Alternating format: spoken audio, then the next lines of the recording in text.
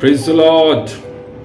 सभी भाई सभी बहनों को आज इस भोर के समय प्रभु यीशु मसीह के सामर्थी नाम में जय मसीह की। Praise the Lord. और मैं विश्वास करता हूं मेरे प्रियो, आज का ये भोर का दिन, भोर का समय हम सबके जीवन के अंदर बहुतायत से आशीषों को लेकर आ सके। मेरे प्रियो, आज जो पवित्र आत्मा ने जिस शब्दों को, जिस वर्ड को दिया है, वो हमें मिलता है भजन संहिता में। प्रभु यीशु मसीह कहते हैं जीवन को बदलना, जीवन बदलना।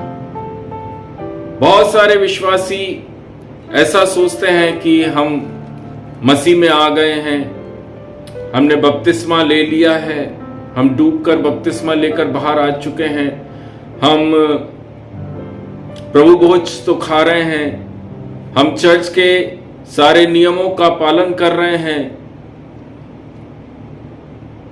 लेकिन उसके बाद भी उनके जीवन के अंदर वैसा बदलाव नहीं है जैसा प्रभु यीशु मसीह अपने वचन के अंदर बोलते हैं। मेरे प्रियो, प्रभु के वचन के अंदर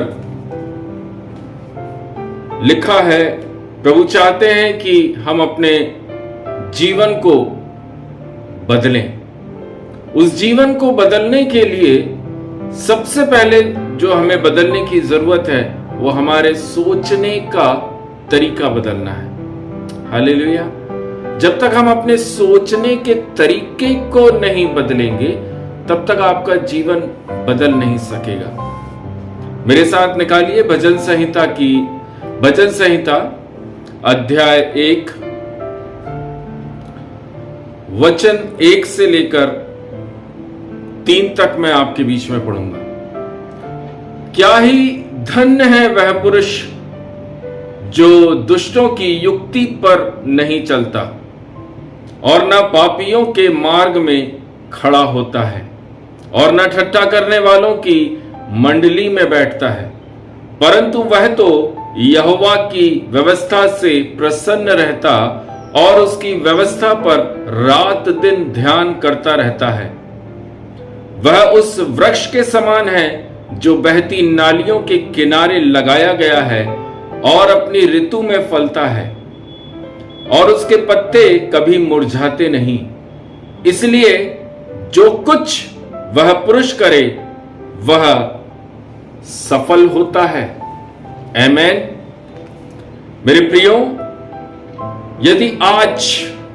यदि एक विश्वासी जन जो सोच रहे हैं कि मेरे अंदर तो कोई बदलाव नहीं है, मेरे अंदर किसी प्रकार की कोई चेंजेस नहीं हुआ, लेकिन भजनकार दाऊद भजन संहिता में बोल रहा है हमें अपने सोचने के तरीके को बदलने की जरूरत है। हम मसीह में जरूर हैं, हम विश्वासी हैं, चर्च जाते हैं, प्रभु भोज खाते हैं, डूबकर बपतिस्मा लेकर खड़े हैं, लेकिन हमारा जीवन तब बदलेगा जब हम अपने सोचने के तरीकों को बदलेंगे। सोचने का तरीका बदलना है, हमारे विचारों को हमें बदलना जरूरी है। जब मेरे प्रियो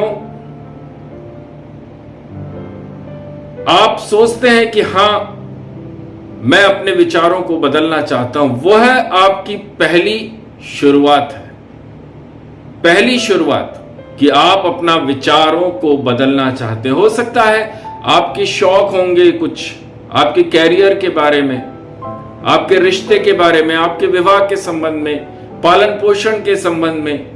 सबसे पहले हमको अपना सोच, नजरिया, हमारे विचारों को बदलने की जरूरत है। इफिसियों की पुस्तक उसके 4 अध्याय के 23वें वचन में भी लिखा हुआ है, अपने मन की आत्मा में निरंतर नए बनते जाओ।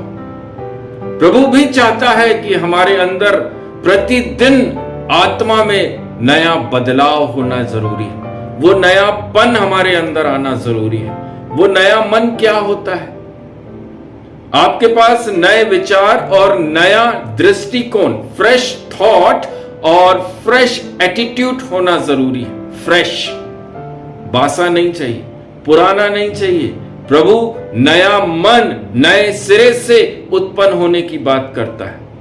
क्या हमारे अंदर वो नया मन है, वो नयापन है?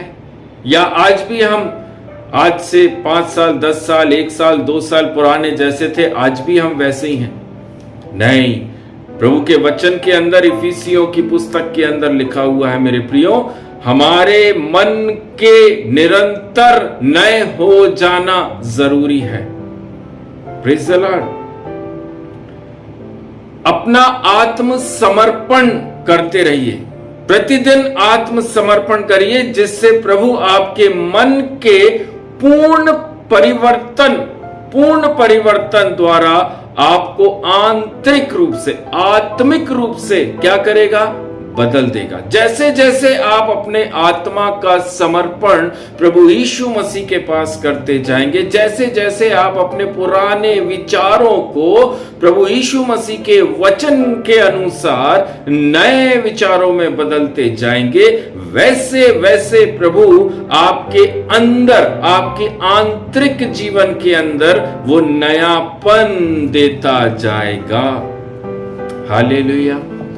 रोमियो की पुस्तक के अंदर लिखा है, रोमियो की पुस्तक उसके 12वें अध्याय और उसके 2 वचन में लिखा है, इस संसार के सदृश ना बनो, परंतु तुम्हारे मन के नए हो जाने से तुम्हारा चाल चलन भी बदलता जाए। हालेलुया। कैसे हमारा चाल चलन बदलना है? हमारा जब मन नया होता जाएगा, हमारे विचार क्या हो जाएंगे? ऑटोमेटिकली वो नए होते जाएंगे। हालेलुया। मेरे प्रियो, परमेश्वर चाहता है कि आपका जीवन बदल जाए। वो जीवन बदलने के लिए आपको, हालेलुया, अपने विचारों को बदलना जरूरी है। सबसे पहली चीज, मैं 2 चीजें आपके सामने रखना चाहता हूं। सबसे पहली बात है, दुनिया से ज्यादा परमेश्वर के वचन को सुनिए। दुनिया की ना सुनते हुए परमेश्वर के वचन क्या हमें बोल रहे, क्या हमें सिखा रहे, पवित्र आत्मा क्या बोल रही है, परमेश्वर की वाणी क्या हो रही है, हमारा सुनना ऐसा होना चाहिए। वचन कहता है हमारे पास सुनने के कान होना जरूरी है। संसार की बातें सुनने के नहीं, प्रभु की, परमेश्वर की बातें, वचन की बातें सुनने के कान होना चाहिए। बाइबल के अंदर लिखा हुआ है मेरे प्रियो, धन्य है वह जो यहोवा की व्यवस्था का पालन आनंद हालेलुया। जब हम यहोवा की व्यवस्था का पालन करने में आनंद पाते हैं और दिन रात क्या करते हैं? व्यवस्था का अध्ययन करते हैं। हालेलुया। भजन संहिता आज जो हमने पढ़ा है उसके पहले ही अध्याय के अंदर लिखा हुआ है मेरे प्रियो, दिन रात हालेलुया हमें क्या करना है? परमेश्वर की व्यवस्था पर ध्यान करना जरूरी है। वह उस वृक्ष के समान है जो बहती नालियों के किनारे लगे हुए हैं, अपनी ऋतु में फलता है और जिसके पत्ते कभी मुरझाते नहीं।